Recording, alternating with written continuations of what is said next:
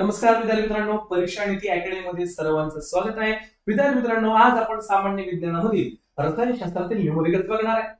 2023 ला राज्यसेवेला रसायनशास्त्राचे न्यूमरिकल्स झाले आणि बऱ्याच मुलांना ते न्यूमरिकल्स कठीण गेले. परंतु हा तर बदललेला पॅटर्न आहे आणि त्या पॅटर्न प्रमाणे आपल्याला प्रश्न 2024 ला 25 ला देखील येणार आहे. आणि म्हणून 2023 ला आलेले प्रश्न आणि 2024 ला येऊ शकणारे प्रश्न कसे असू शकतात, त्यांना कसं टॅकल करायचं हे आपण आजच्या व्हिडिओमध्ये बघणार. विद्यार्थी मित्रांनो, आपण पेपर घेतलेला आहे 4 जून 2023 ला झालेला, म्हणजे लास्ट महाराष्ट्र राजपत्रित नागरिक संयुक्त पूर्व परीक्षा 2023. मित्रांनो, प्रश्न घेण्याच्या पहिले तुम्हाला मी सांगू इच्छितो, आपली 70 दिवसाची सामान्य विज्ञानची बेसिक टू ऍडव्हान्स बॅच आलेली आहे. या 70 दिवसात आपले जवळपास 140 लेक्चर होईल, रोज 2 तास, याप्रमाणे संध्याकाळी 5 ते 7 मध्ये आपली ही बॅच आहे. बऱ्याच विद्यार्थ्यांनी ही बॅच जॉईन केली आहे, तुम्ही देखील करू शकता. हा QR कोड इथे आहे, द परीक्षा नीती अकॅडमी, हे तुम्ही ऍप्लिकेशन डाउनलोड करायचं. त्याच्यामध्ये तुम्हाला ही लाईव्ह बॅच बघायला प्राप्त होईल. लाईव्ह लेक्चर झाल्यानंतर तुम्हाला ते लेक्चर रेकॉर्डेड बघता येईल 5 वेळेस.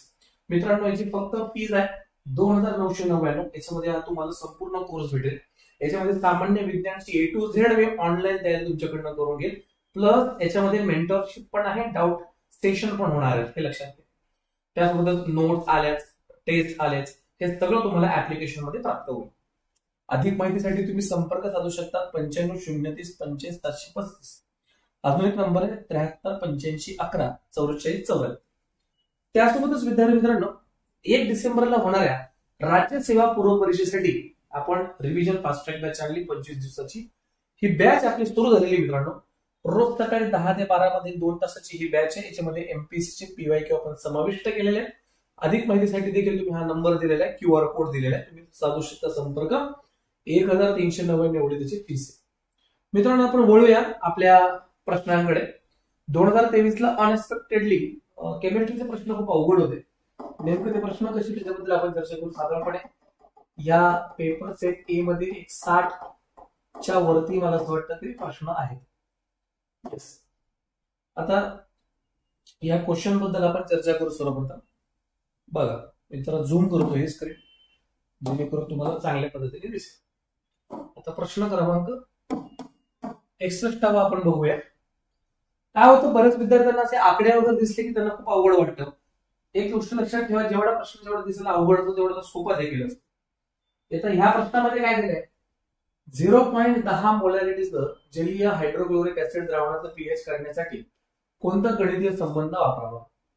Which of the following mathematical relations should be calculated of the pH 0.10 molarity aqueous HCl solution? म्हणजे आपल्याला काय आहे, हायड्रोक्लोरिक ऍसिड आहे आणि या हायड्रोक्लोरिक ऍसिडचा आपल्याला pH काढायचा. या pH ला आपण मित्रांनो पोटेन्स असं देखील म्हणतो, किंवा आपण याला मित्रांनो पॉवर ऑफ हायड्रोजन असं देखील म्हणत असतो.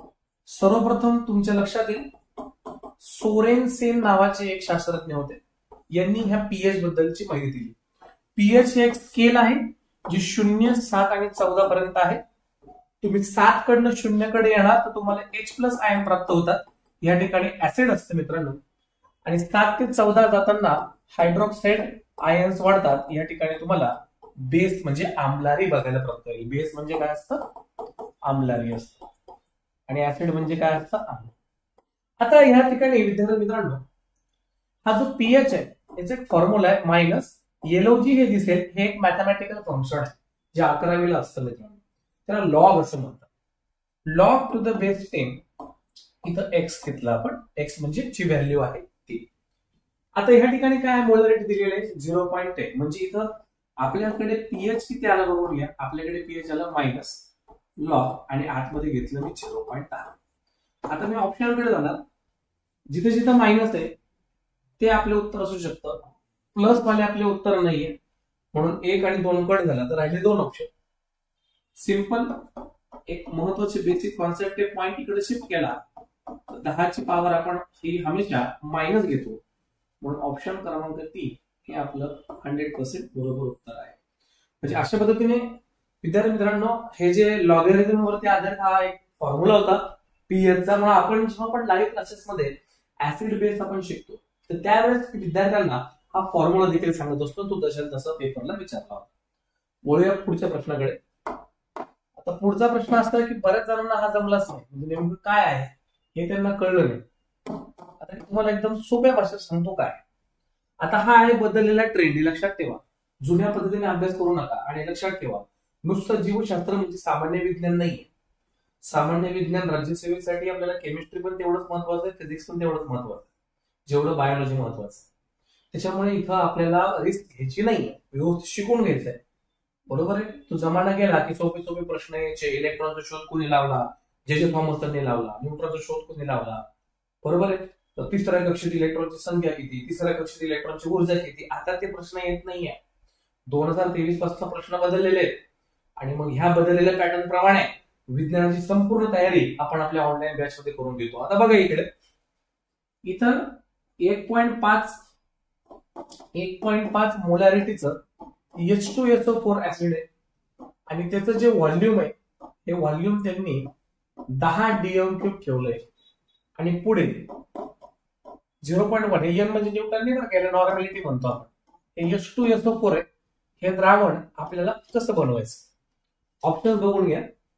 याच्यामध्ये 5 DM³ पाणी घालून, दिलेल्या द्रावणात 294 ग्रॅम H2SO4 घालून, दिलेल्या द्रावणात 20 DM³ पाणी घालून, दिलेल्या द्रावणात 174 ग्रॅम H2SO4 घालून. आता एक गोष्ट लक्षात ठेवा, तुम्ही रचना करता का? रचना करताना आपण काय करतो, सिरप टाकतो आणि पाणी टाकतो. जर सिरप जादा झालं, बरोबर आहे, तर ते सरबत जे आहे ते जास्त गोड लागेल, कॉन्सन्ट्रेटेड लागेल. आणि जर पाणी जास्त झालं तर ते सरबत फिकट लागेल. बरोबर.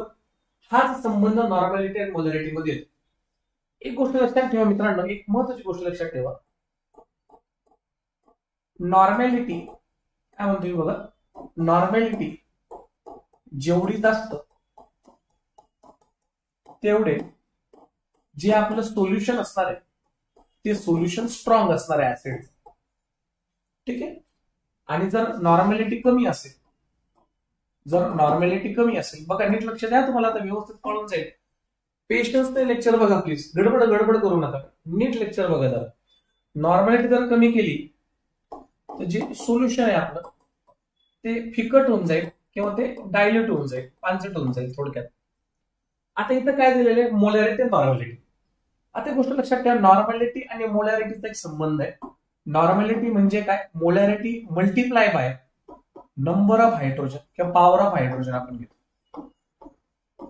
आता बघा नॉर्मॅलिटी, इथं मोलॅरिटी किती दिलेली 1.5. ओके. ऍसिड कोणतं, H2SO4. H2SO4 मध्ये हायड्रोजनची संख्या किती, 2. Number of hydrogen 2. म्हणजे नॉर्मॅलिटी किती झाली आपली, 3. म्हणजे थोडक्यात 1.5 मोलॅरिटी म्हणजे 3 नॉर्मॅलिटी. हे तुम्हाला कळलं, ते लाईन्स करून तयार करतो. 1.5 मोलॅरिटीचा अर्थ काय आहे, 3 नॉर्मॅलिटी आहे. आणि यासाठी 10 DM³ एवढं आपल्याकडे याचं आकारमान आहे, एवढं आपल्याकडे व्हॉल्यूम. आता काय मित्रांनो बघा, आपल्याला याचं रूपांतर 1 नॉर्मॅलिटी मध्ये करायचंय. तर किती व्हॉल्यूम आपल्याला, म्हणजे कितीने व्हॉल्यूम आपल्याला याच्यामध्ये वाढवावं लागेल असं त्यांनी दिले. आता नीट लक्षात घ्या, पहिले नॉर्मॅलिटी जास्त आहे, आता नॉर्मॅलिटी कमी. म्हणजे बघा, नॉर्मॅलिटी जास्त असेल तेवढं ते स्ट्रॉंग, नॉर्मॅलिटी कमी असेल तर डायल्यूट. समजा तुम्ही सरबत तयार केलंय आणि त्या सरबतला तुम्हाला फिकट करायचंय, नॉर्मॅलिटी कमी करायची, तुम्ही काय करणार, त्याच्यामध्ये अजून सिरप ऍड करणार का पाणी ऍड करणार, तर तुम्ही पाणी ऍड करणार, कारण ते फिकट करायचंय. अगदी त्याचप्रमाणे मित्रांनो 3 नॉर्मॅलिटीचं रूपांतर 1 नॉर्मॅलिटी करण्यासाठी आपल्याला काय करावं लागेल, आपल्याला पाणी घालावे लागेल, कारण की आपल्याला डायल्यूट करायचं. आता ऑप्शन कडे आहे. पहिलं ऑप्शन, दिलेल्या द्रावणात 5 DM³ पाणी घालून. ठीक आहे, हे उत्तर असू शकतं. दिलेल्या द्रावणात 294 ग्रॅम H2SO4 घालून, नाही, आपल्याला पाणी घालायचंय. दिलेल्या द्रावणात 20 DM³ पाणी घालून, यस, हे उत्तर असू शकतं. दिलेल्या द्रावणात 174 ग्रॅम H2SO4 घालून, नाही.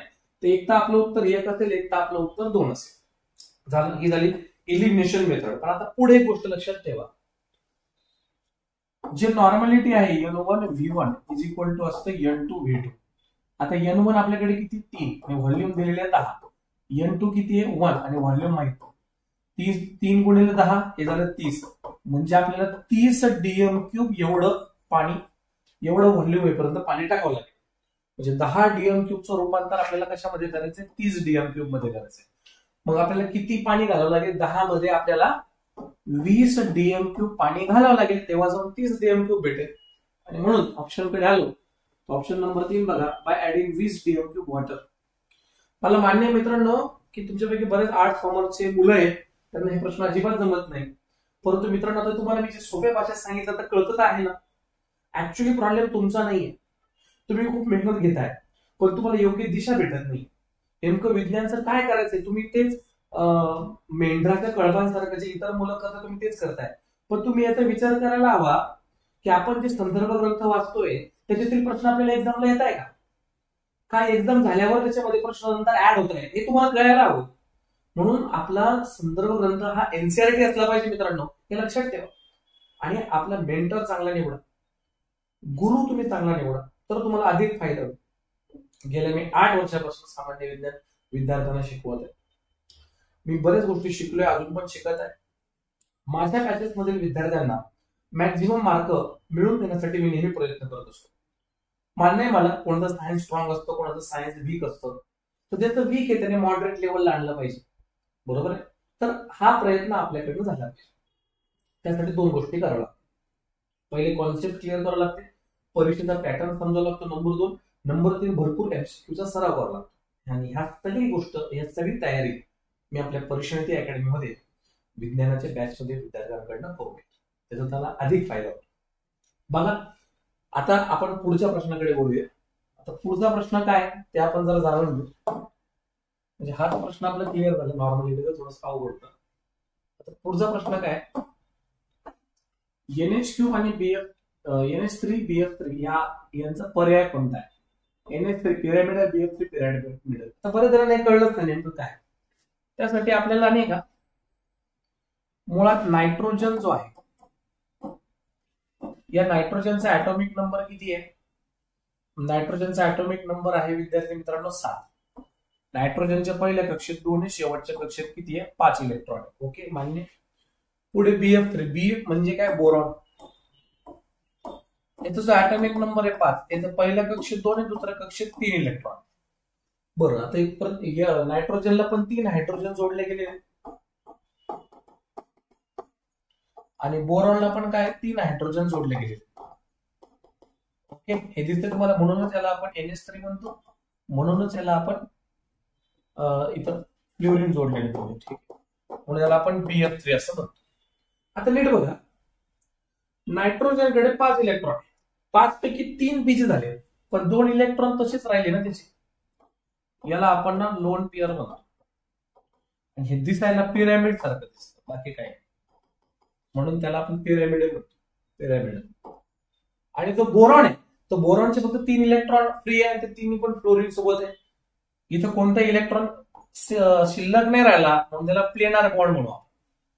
ऑप्शन बघा, NH3 pyramidal, BF3 planar. Option number 4 आहे आपलं करेक्ट आहे. अगदी बेसिक कॉन्सेप्टने तुम्ही हे सोडवू शकता. पण आता एक गोष्ट लक्षात ठेवा, ही काही पोलीस भरतीची एक्झाम नाही आहे, ही राज्यसेवेची एक्झाम आहे. आणि ह्यासाठी आपल्याला डोकं लावता आलं पाहिजे मित्रांनो. प्रश्न जशा तसे कुठून येत नाही, प्रश्न एक बनवले जातात.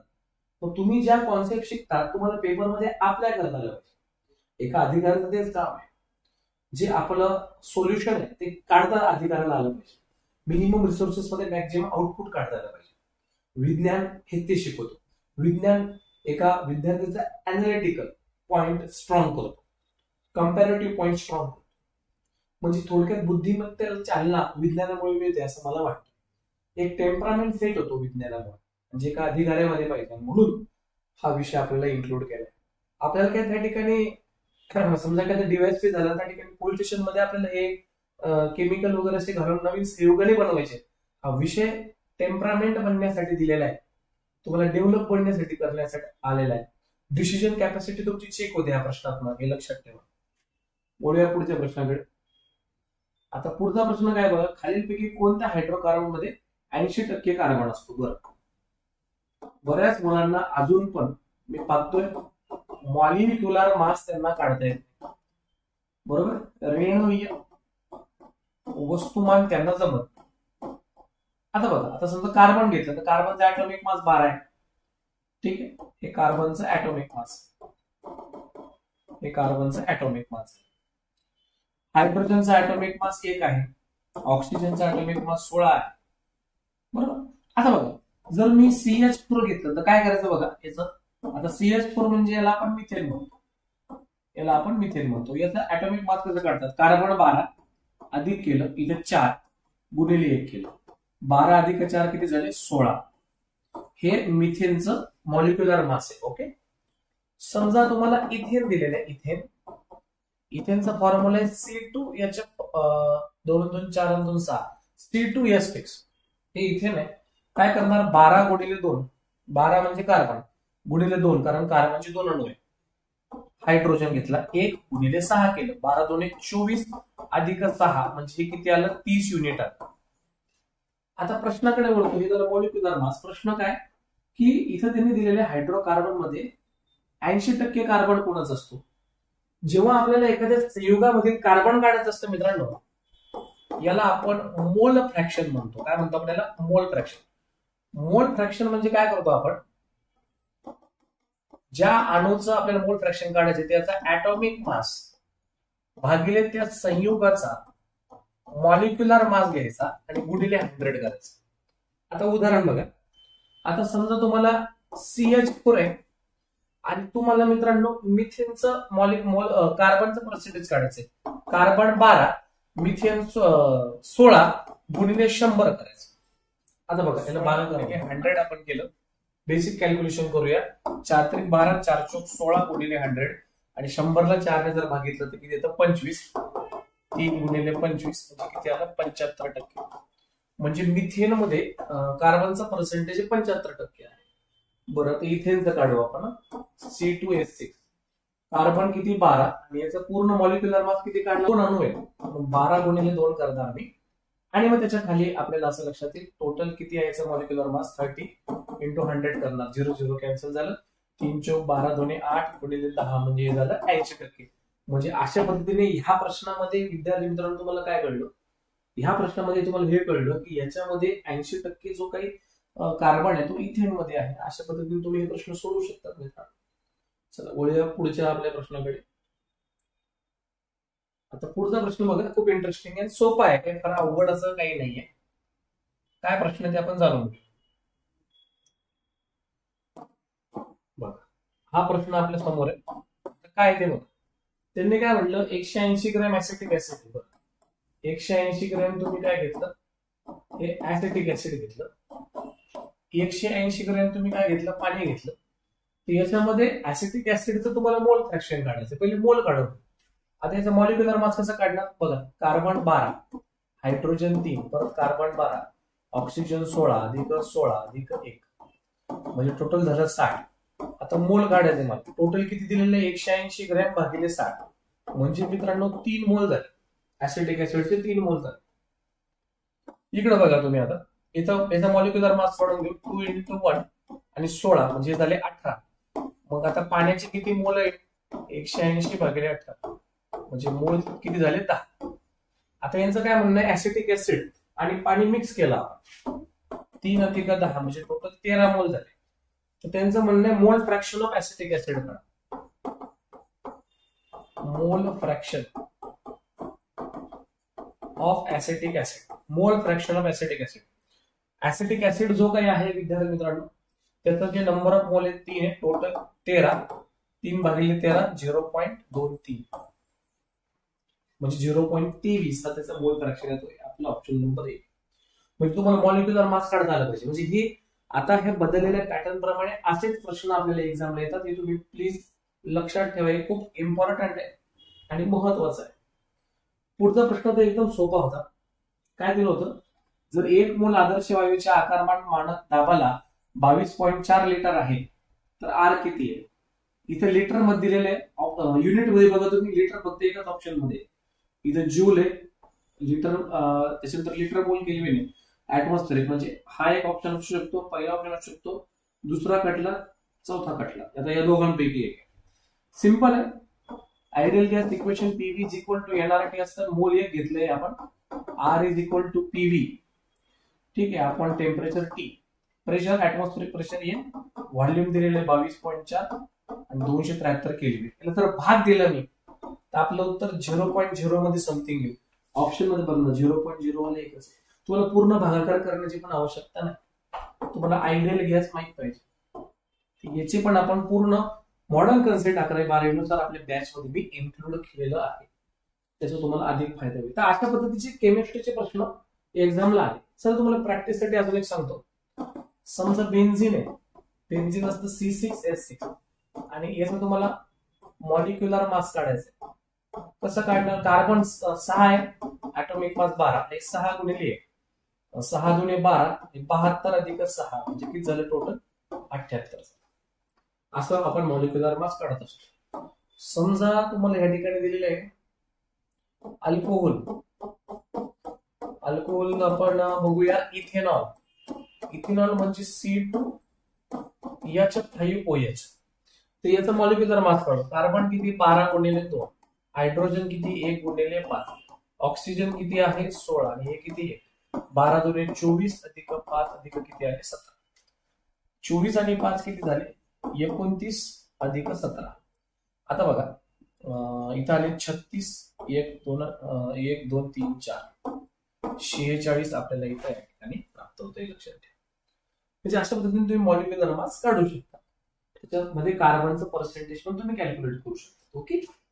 आता समजा मला बेन्झिन मध्ये कार्बनचं पर्सेंटेज काढायचं, तर बघा इथं कार्बन किती? 6. 6 गुणिले 12 करेल मी, भागिले टोटल किती? 78 गुणिले 100 करून येणार. कार्बनचं पर्सेंटेज बघू आपण. बर 2 ने भाग द्यायला, 2×10, 2×18 हे झाले 6.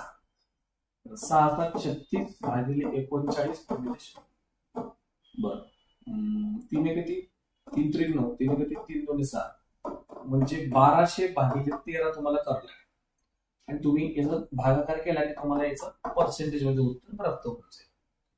म्हणजे अशा स्वरूपाचे प्रश्न आपल्याला एक्झामिनेशन मध्ये येतात, हे तुम्हाला सर्वांना सोडवायचे. हा आहे बदललेला पॅटर्न, आणि ह्या बदललेल्या पॅटर्न प्रमाणे जर तुम्हाला सामान्य विज्ञानाची तयारी करायची असेल, हे प्रश्न जे अवघड प्रश्न आहे ते तुम्हाला एकदम सोपे करून समजून घ्यायचे असतील, तर विद्यार्थी मित्रांनो 8 ऑक्टोबर पासून रोज संध्याकाळी 5 ते 7 या कालावधीमध्ये आपली सामान्य विज्ञानाची पूर्व परीक्षेची ही बॅच सुरू झालेली आहे.